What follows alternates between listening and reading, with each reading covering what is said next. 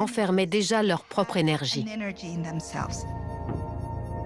Le codex comprend plus de 2000 images en couleur.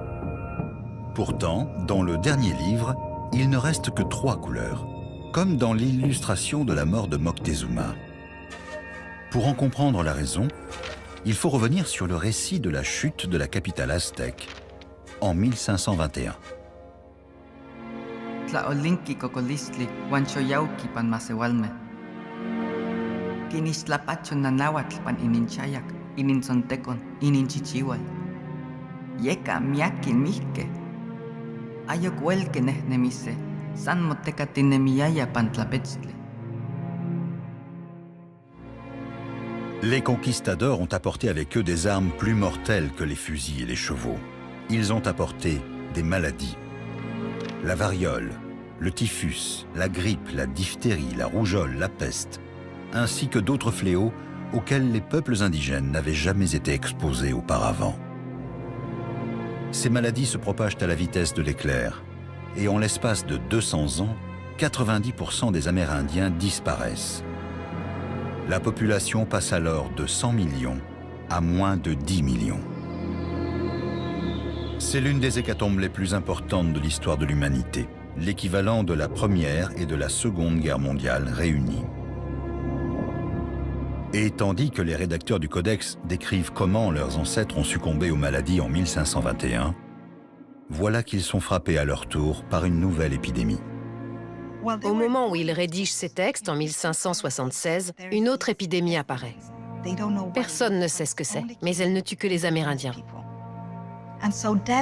Soudain, la mort emporte tous les gens que vous connaissez. Vous êtes en train de peindre une image, et au même moment, votre mère, votre professeur ou votre meilleur ami est en train de mourir. Si le Codex comporte des images très expressives en noir et blanc, ce n'est pas seulement par choix esthétique. C'est aussi parce que les artistes sont mourants et qu'ils n'ont aucun moyen de se procurer du matériel de peinture. Ils ont décidé de continuer à peindre, en utilisant les couleurs que pour certaines images. Malgré ce qui se passait autour d'eux, le monde s'effondrait. Tout disparaissait, littéralement. Il y a eu énormément de morts. Les auteurs du Codex se battent pour préserver leur culture en mots et en couleurs. Leurs ancêtres avaient créé des villes, des temples, des statues. Mais eux ne pouvaient plus faire ça. Ce qu'ils pouvaient faire, en revanche, c'était sauvegarder les connaissances. Les mettre en images, comme ils l'ont fait, c'était assurer leur survie. Les épidémies se répandent comme une traînée de poudre à travers toute l'Amérique. Pendant des siècles, grâce à leur grande mobilité, les Comanches sont parvenus à éviter toute contamination. Mais en 1875, l'armée américaine va réussir là où les épidémies ont échoué. Elle va frapper au cœur même de la puissance et de l'identité des Comanches en s'attaquant à leurs chevaux.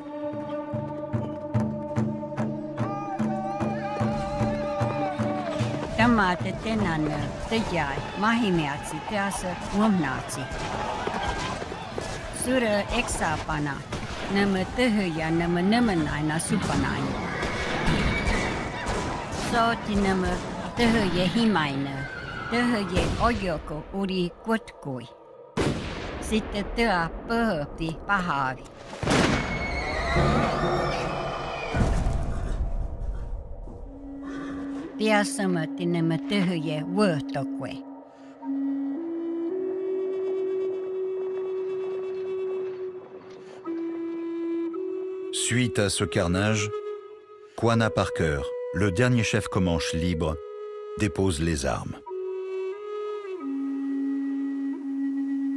Les Comanches doivent désormais quitter leur terre et s'installer dans une réserve baptisée Fort Sill. Ils rejoignent ainsi les rangs des 200 nations indigènes qui ont été déplacées par les autorités américaines. Alors qu'ils vivaient en toute liberté sur plus de 8 millions de kilomètres carrés à travers l'Amérique du Nord, les peuples autochtones se retrouvent confinés dans des réserves d'à peine 200 000 kilomètres carrés, ce qui représente une perte d'environ 98% de leur territoire. Aux États-Unis, La mentalité conquérante s'observe encore de nos jours.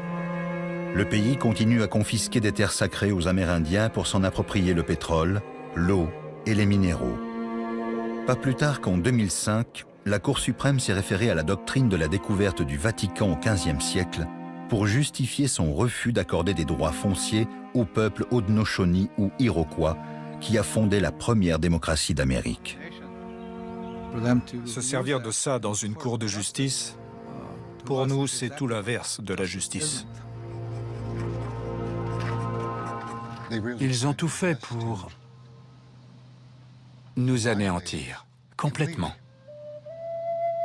Mais vous savez quoi? On est toujours là. Et on n'a perdu ni nos valeurs, ni nos connaissances, qui sont très anciennes. Les Amérindiens ont survécu aux maladies mortelles et aux tentatives d'extermination.